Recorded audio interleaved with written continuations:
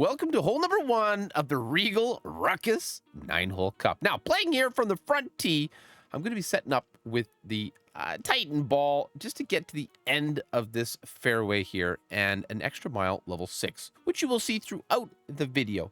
10% max here, and I will change it to power 3 ball settings. So to play 4.5 top, 2 bars of right spin, and as you can see, I got about half that red ring dipping down into the bunker.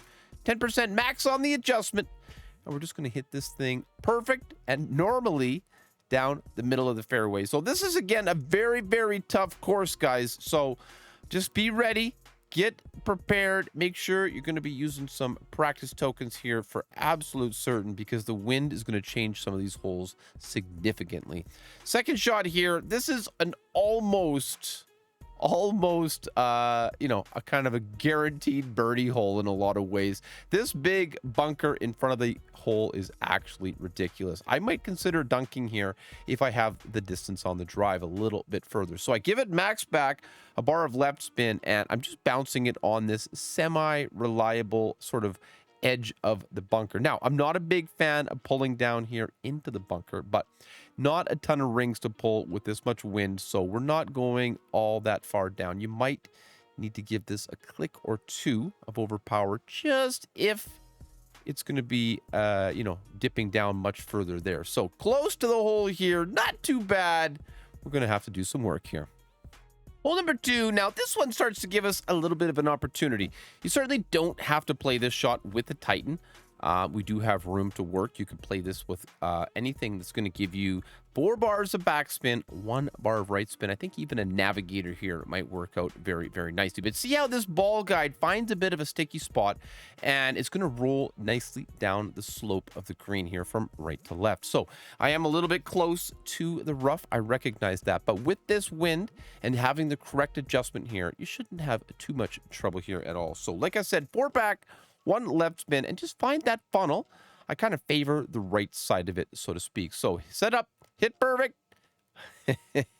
You know what I mean? You do the best you can do. Great ball. It doesn't do any harm here whatsoever. Slows it down. Comes in very, very nicely. It does pick up speed here, right there where that slope changes, but we'll get this one very, very close. All right, hole 3. Over on the left here is where you would play this shot in headwind. However, any crosswind or tailwind, I'm going to try to play to this little island. I'm specifically using the Kingmaker here to give me the 3 bars of left spin. I'm going to play 3 top, 3 left, and as you can see, setting up right at max distance with kind of half that red ring dipping down into the water. So second bounce out there on the second fairway. We're going to adjust this shot 10% max. 10% max. There we go. And we're going to give like quite a bit of left curl here. If you got a higher level club, you might have more curl, and then you could use less side spin, and you could get away with using a different ball. But again, it all depends on the wind we have, the club and ball choices you have in your bag on your account. Now, we do just bounce over that rough. Could have had a couple of clicks less, but overall sets us up very nicely here for the second shot. This second shot here is no joke. That's for darn sure, but it's a rough bump we're going to play. You could certainly play something here, but as you can see, there's no real flat landing position. It's just like a big slope that we're playing into. Ultimately, about 2.5 bars of top spin here, 1 bar of right spin, and you'll notice that we play the setup with the top of that yellow ring.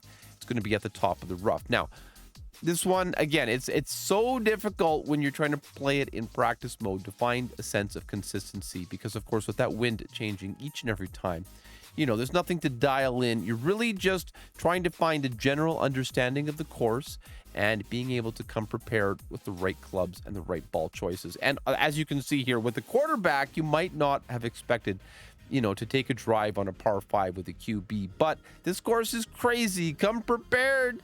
And hopefully we're going to get those big, big booms when it counts.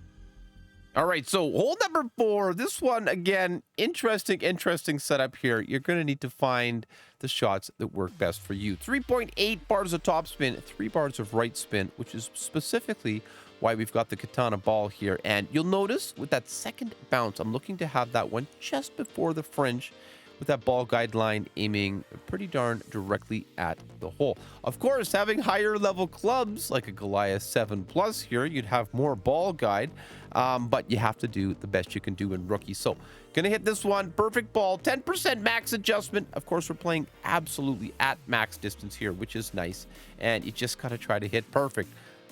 Come on, gotta hit perfect, Baldy. Come on, baby. So all in all, I think it's going to be fun here. It's a newer course, but it's designed to kick our butts once again. Come on, let's go. Very close. Not quite, but absolutely doing the right idea here.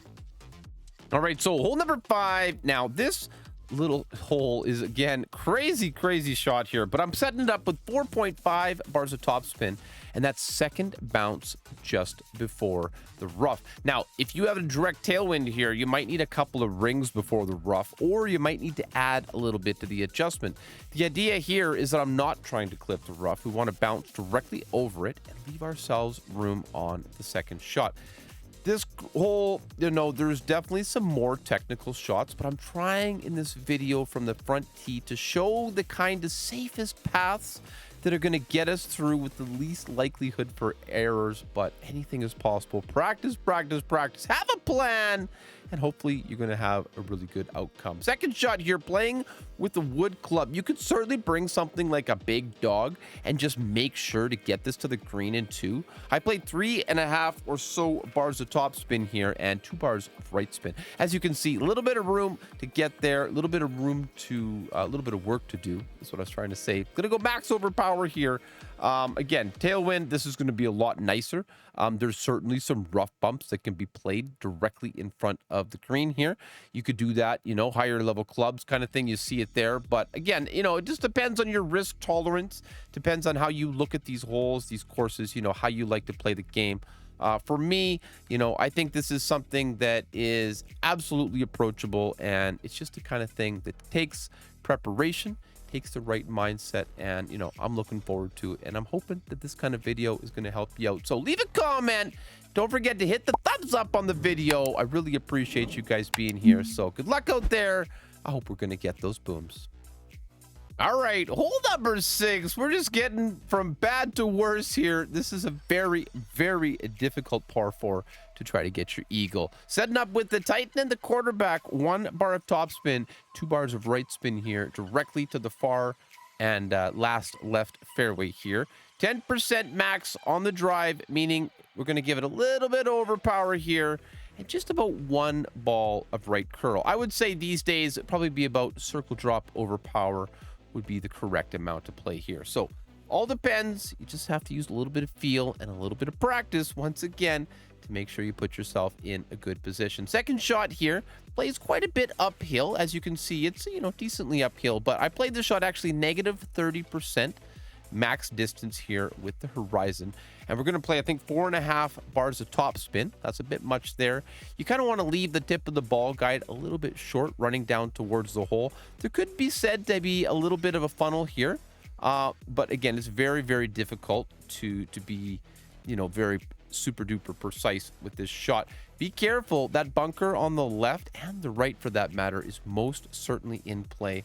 Some crazy people like to do a little sand bump or something in there, but I try to keep it straightforward, keep it as easy as possible. As you can see, this Regal Ruckus is going to be a real ruckus, but I think it's going to be a lot of fun. So it comes in with a little bit of speed, but it's got a good distance to travel, just about there. Comes in very decently. I'll see you over on hole number 7. Hole 7, and as you can see from the rest of the course, these par 3s are very important to try to give us a good chance to get some drops here. 3.5 back, 2 bars of right spin, and we will very shortly switch to that Quasar ball.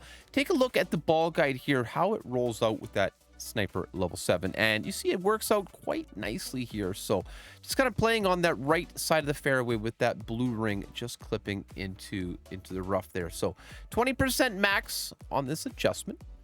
And I don't know why I decided to push this one. There's really no reason. You certainly could have pulled this one just fine here, Baldy. But again, you know, you just do what you got to do sometimes and play it the way it feels good. So perfect is going to feel good. I'd like to think so. And guys, I think this is going to be a crazy tournament. These scores are just going to be all over the place. Difficult old course, but I think it's going to be a lot of fun, especially if we can get some drops. Hole 8, par 4, dog leg left here, setting up with the extra mile and the katana. 3 bars of top spin, 3 bars of left spin, and you'll notice about half that red ring, or about a third of the red ring or so, into that rough on the left. Bottom line, you want to get the ball guide, run it right down the middle of the fairway here. So 10% max on the adjustment, and I'm using like 3/4 of a ball of left curl. Don't forget, guys, you can download notes based on this video off of ErelicGaming.com. Always and forever free. It's going to be in a PDF file that you can download, print off, use on the computer, whatever works for you. So second shot here, playing with the backbone, and I'm going to adjust this one 20% max. We end up playing this one with 4 bars of backspin, just so that I can bounce directly on the green. Now, I regret 4 bars of backspin here. I think 3.8 would have been the absolute ideal. So it just depends. You know, you got to do what you got to do to get the outcome you're looking for. So clean little setup here. It's always good to try to land on a nice consistent spot, and the greens on this course at least are decently flat. You know, there's something to be positive about, and I think the overall aesthetic and design of the course is beautiful, but it's just going to make for some interesting challenging situations. So close here, but just not quite. Hole number 9, this last par 5, I'm going to show you a very conservative path that's going to keep us away from the little island drive. Now, again, it just depends how you want to play here. There's certainly a shot with a big dog on this to get to the green in 2, but in headwind here, guys, this is going to be very, very challenging. So ultimately, I'm going to play here with the navigator and a quarterback. It might not look like it right now, but that's going to be the plan. And we're just going to play it on the right-hand side of the first fairway here. Try to keep it safe. I know there's definitely more aggressive paths, but I'm trying to keep it, you know, to have a clean, consistent card here. So I just give it max top, a bar of left spin, and I'm just, with the clock ticking down, playing this one just down the right-hand side. Now, that's going to mean that I have that horizon in my bag. You certainly could play the second shot with a different club. You could maybe, if you have a higher level sniper, you can play a big dog here. You know, hammerhead, viper, any of that is probably going to work out just fine.